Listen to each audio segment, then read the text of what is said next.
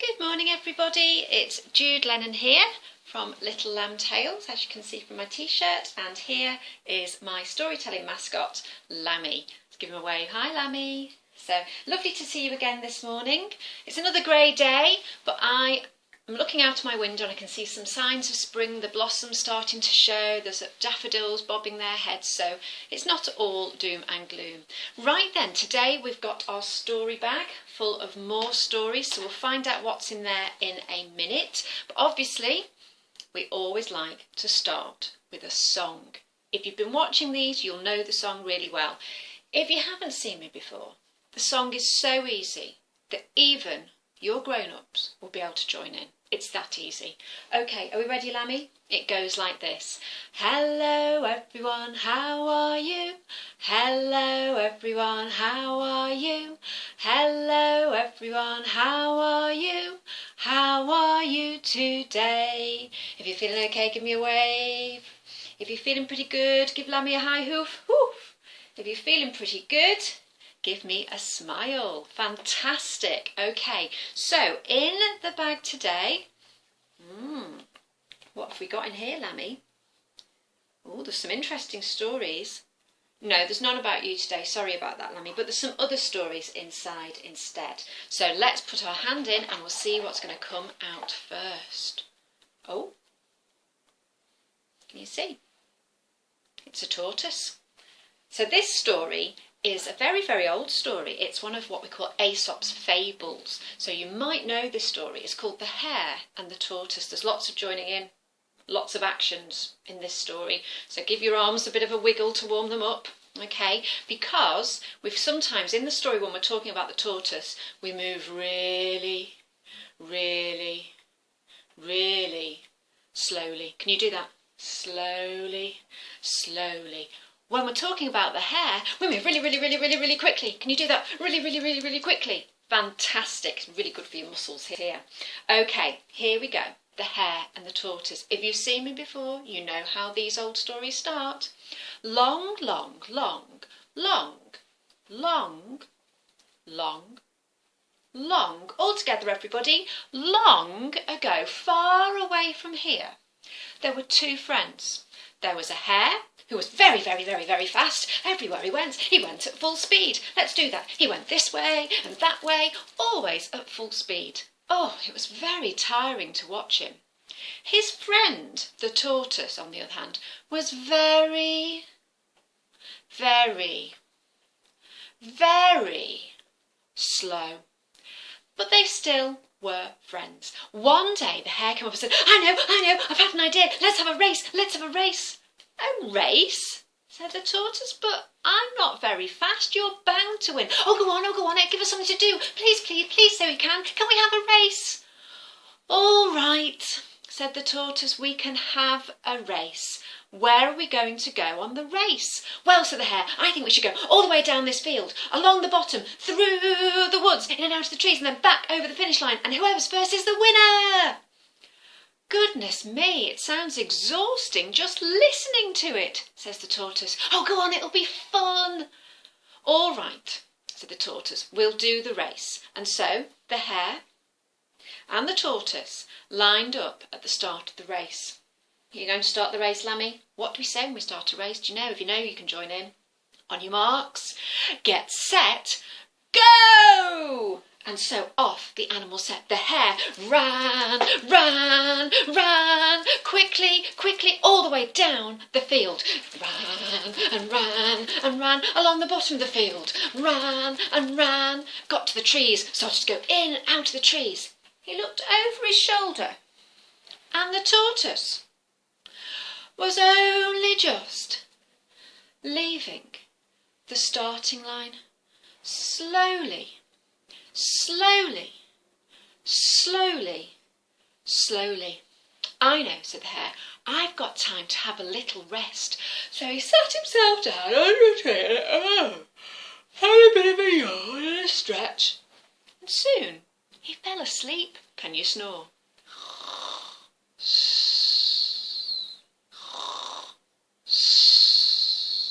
Well, the tortoise kept on going. Let's go. Slowly, slowly, slowly down the field. And then slowly, slowly, slowly, slowly across the bottom of the field. And then slowly, slowly, slowly in and out of the trees. He just passed the hare. Said, "Having a snooze, mate?" The hare opened an eye. "What was that?" And went back to sleep. The tortoise carried on, slowly, slowly, slowly. And then an acorn dropped out of one of the trees and landed on the hare's head. Ow! Oh my goodness me! What's happening? Because he looked up ahead of him and he could see the tortoise was near the finishing line. Quick as a flash, the hare jumped up and he set off as quickly as he could. Let's go. He ran, and he ran, and he ran, and he ran, and he ran. But he was too late. The tortoise just crossed the finish line. There you go. The tortoise won, even though he was the slowest of the two friends, which just goes to show that slow and steady often wins the race. The end. Oh, give yourselves a clap, everybody. Fantastic. We like that story, don't we, Lammy? Right then, let's have a look and see what might be in the bag next. Ooh, okay. Let's see what's going to come out, shall we? Oh, now, this is a very famous fairy tale about a girl who had a red cape with a hood on it. Her name was Little Red Riding Hood. And here's her story. Here we go. You know how it begins. Long, long, long, long, long, long, long, long, long, all together now, long ago, when the whole of this area was covered in woods and trees, there was a cottage. And in that cottage lived a little girl and her mummy. And the little girl had a beautiful red cape with a lovely hood that her mummy had sewn for her. And she used to wear it every day. She'd tie it on around her neck and put up the hood. Oh, she did love that cape. One day, Mummy said, "Granny's not feeling very well. Look, I've got a basket of things. There's some sandwiches in there, and there's also a lovely cake, and there's a nice loaf of bread. Will you take it to her across the other side of the woods?" "Of course I will," said Red Riding Hood. "I love going to see Grandma. She's my favourite." "Well, just be very, very careful," said Mummy. "Please, please, please stay on the path and do not talk to strangers. Have you got that?" "Yes, yes, Mum, I'm going to stay on the path and not talk to strangers." "That's right. Right then, dear, off you go." Mummy gave her a kiss and off Little Red Riding Hood set with her basket and her lovely red cape. Shall we skip? She skipped and skipped and skipped and skipped and skipped. And as she skipped, she saw some flowers growing just by the edge of the path. "Oh, I think I'll get some of those for Granny. They'll cheer her up." And so she bent down and started to pick up a couple of the flowers. But then she spotted more flowers, prettier flowers, off the path over by the trees. "I can still see the path. I won't be long." And so she left the path, and she went over to the deep grass by the trees and she started to pick more and more flowers. And then she bundled them up and she put them in the basket. But when she turned round, she thought, "Oh, I'm not sure where the path is now." Just then, from out behind the tree came, a wolf. "Oh, hello, my dear," said the wolf. "What are you doing in this part of the wood?" "Oh, well, you see, I'm meant to be on the path because I'm meant to be going to Granny's house. She lives in a little white cottage on the other side of the wood. I don't know where the path is." "Let me show you, my dear," said the wolf, and he led Little Red Riding Hood back to the path. "If you stay on this path, it'll take you right to the other side of the wood." "The little white cottage, did you say? Is that where she lives?" "Yes, that's right, the little white cottage with the red door. It matches my cloak." "Lovely. You take care now," said the wolf. "Don't talk to strangers." And off he went. Little Red Riding Hood. I think he was a stranger. Oh well, never mind. And she picked up her basket with the flowers and the food, and off she set. Are we ready to skip? She skipped and skipped and skipped and skipped. And as she skipped, she sniffed in the beautiful air all around in the woods. Oh, I'm so looking forward to seeing Granny. Uh-oh, unbeknownst to her, while she was walking through the woods, the wolf had run on ahead to Granny's house. He'd knocked on the door. "Oh, hello, dear, is that you?" "Oh, yes," said the wolf, trying to pretend to be Little Red Riding Hood. "It's me. Just here to see you, Granny." "In you come, dear." So the wolf crept inside Granny's house. He made his way into the bedroom. Poor Granny was in bed with her nightcap on, and she was trying to rest to make herself feel better. "Oh, my goodness me! Who are you?" said Granny. "Oh, don't worry about me. I'm just a wolf who's very, very hungry." And with one leap, he leapt up on the bed and gobbled up Granny in one whole mouthful. And then he put on her nightdress and her nightcap and her glasses. He got into the bed and he pulled the covers right up to his chin. What's he going to do next? Little Red Riding Hood carried on along the path. Let's go. She skipped and skipped and skipped and skipped, and eventually she came to her grandmother's house. And so she knocked on the door. "Hello, Granny, it's me." "Oh, come in, dear," said the wolf, pretending to be Granny. And so Little Red Riding Hood lifted the latch and went into the house. She went into the bedroom to say hello to Granny. "Hello, Granny." "Hello, dear."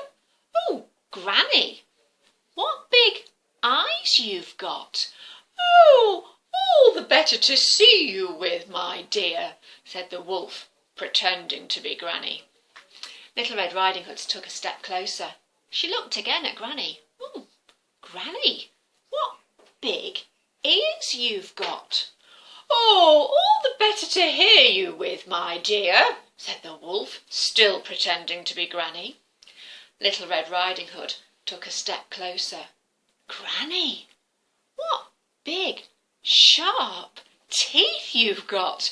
"All the better to eat you with, my dear," said the wolf, and he leapt out of the bed and started to chase Little Red Riding Hood around the bedroom. "Oh, help! Help!" Can you all say that with me? "Help! Help!" cried Little Red Riding Hood as she ran around the bedroom. Luckily for her, there was a woodcutter not far, and he got his axe and he came running towards the screams. He burst into the house and he saw the wolf chasing Little Red Riding Hood. "That's it," he said, "have that!" And he hit the wolf across the head, and the wolf lay dead on the floor. "I think he's eaten Granny." But when the woodcutter cut open the wolf's stomach, out came Granny in one piece. Oh, thank goodness! They were so relieved. And then the woodcutter helped Granny and Little Red Riding Hood get back to their house at the other side of the woods. "Granny, you're going to stay here with us until you're much, much better, and then we're going to make sure that your house is wolf-proof." And guess what?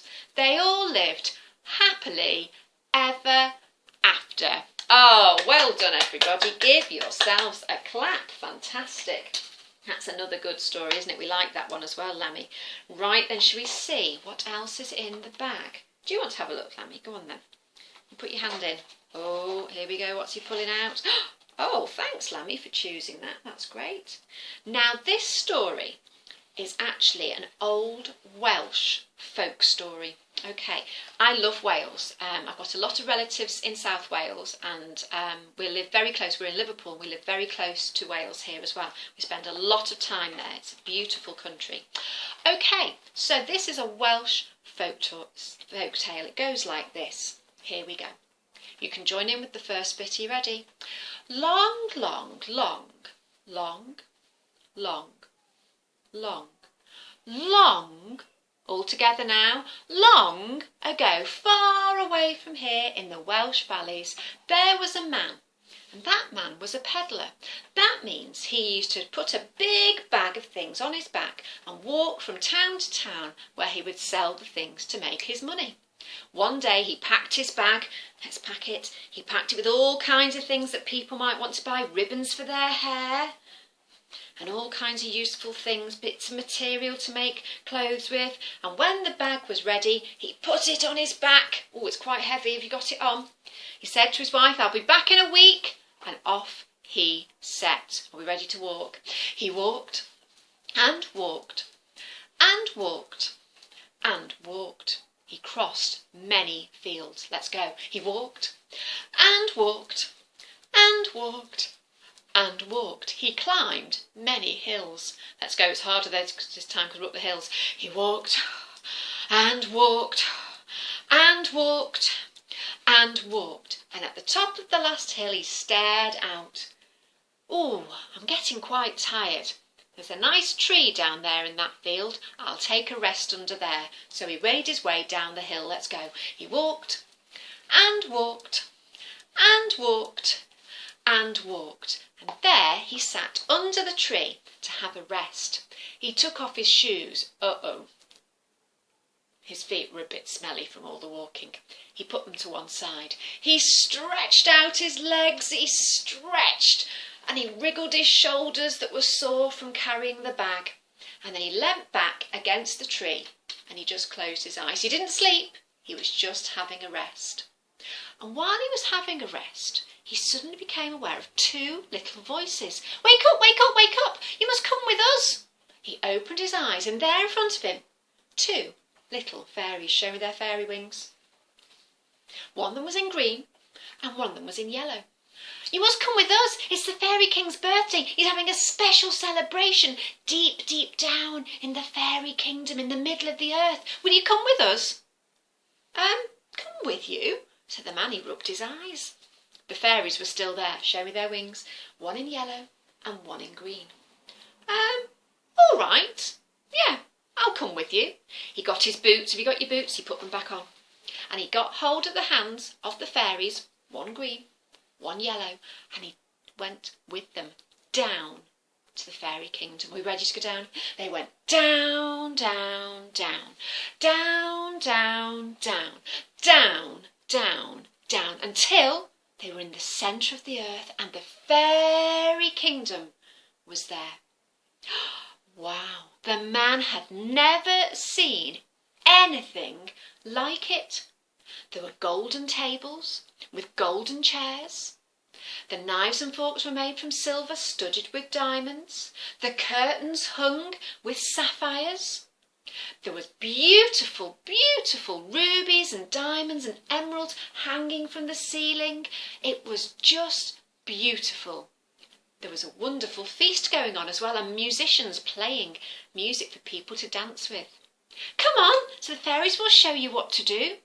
But first of all, they took him to see the Fairy King. Show me your Fairy King crown. "Hello," said the Fairy King. "Welcome to my kingdom, and thank you for coming to celebrate my birthday. Won't you join us? Come and join the party. Dance with us, drink with us, eat our food. You are most welcome." "Thank you," said the peddler, "and happy birthday, Your Majesty." And then he ate lots and lots of delicious food. He had some drink and he danced with the fairies. Let's go. They danced this way and this way. They twirled and twirled around and around until eventually the man said, "Oh, I'll have to have a sit down. Oh, my feet, they're really sore." And so he sat down on a bench and he watched the rest of the kingdom having a wonderful time. At the end of the dance, the king beckoned the man over. "Come here," he said. "I have something for you." So the man stepped forward, and the king gave him a little box. "This is for you." "For me?" "Oh, are you sure?" "Yes, absolutely. It's my birthday, and I like to give presents. I have everything that I need, so I like to give presents to other people. This is for you, but you must promise never to tell anybody where you got it. Do you promise?" "Oh, yes, absolutely," said the king. Said the man, "I won't tell anybody. I won't tell anybody where I got it from. I promise." "Excellent," said the king. "It is yours." And so when the man took hold of it and opened it up, he saw it was full to the top with treasure. Diamonds, rubies, emeralds, sapphires, topaz, amethyst, pearls. Wow, he'd never seen anything like it. Are you sure that this is for me? He said. Yes, said the king, as long as you keep your promise. Oh, I will, said the man. I promise, I absolutely will. And then the two little fairies, one green and one in yellow, said, come on, time to go.